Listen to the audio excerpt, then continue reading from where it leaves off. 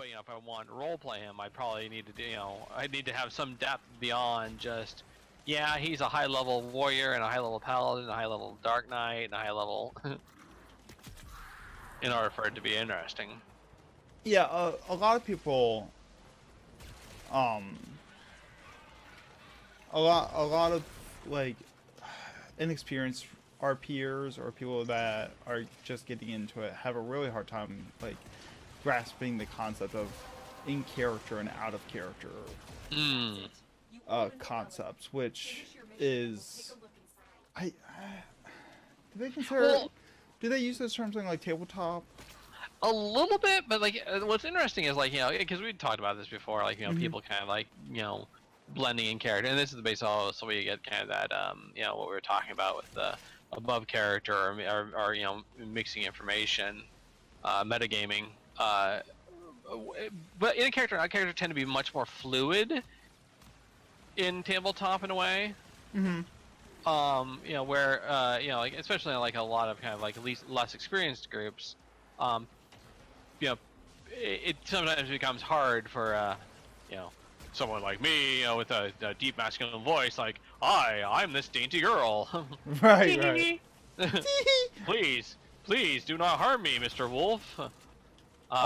As one of my friends would say, one of his favorite characters that he's ever made is I'm Silly Sally.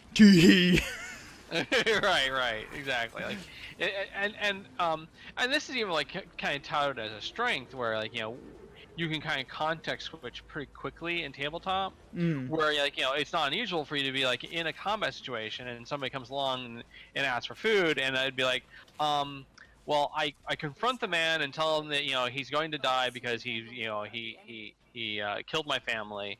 I pull my sword. I want pepperoni and mushrooms on my pizza. Right.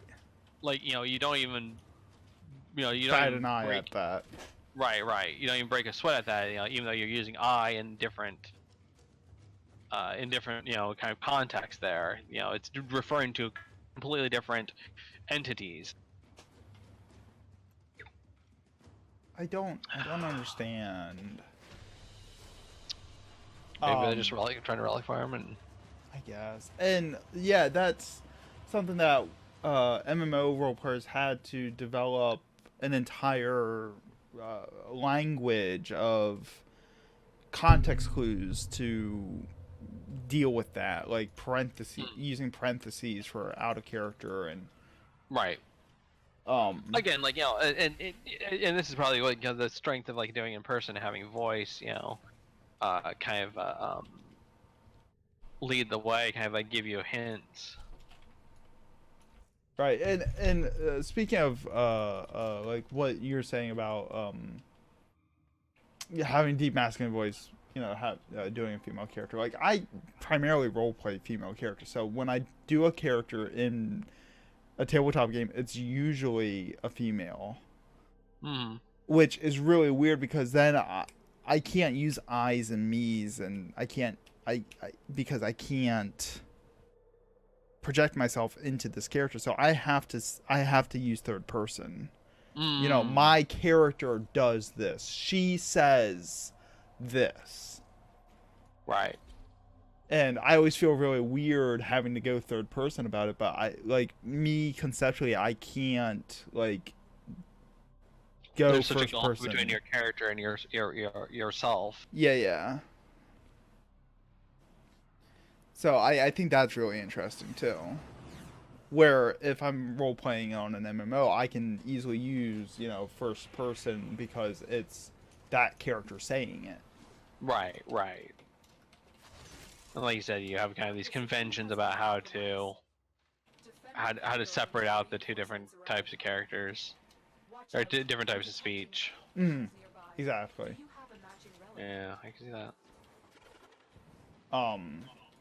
So I find that really interesting, and you can make things really like the difference between like speaking in character and out of character between the two is sometimes when I'm role playing, I will leave my own messages attached to like my character's actions, and I do that in particular so that there's a clear separation between me and my character as I'm writing their actions. So that way, if my character is doing something, is, you know, basically being an asshole to somebody, Right. I can myself say, "Wow, what an asshole." Right. You basically are kind of doing a little commentary saying, you know, look, this is, you know, this isn't me, you know, being an asshole to you. This is my character being an asshole to your character. Right, Sorry exactly. for that. Right, and sometimes I'll apologize, like, sorry. Right. That, well, I think my most common was, well, that happened. Right.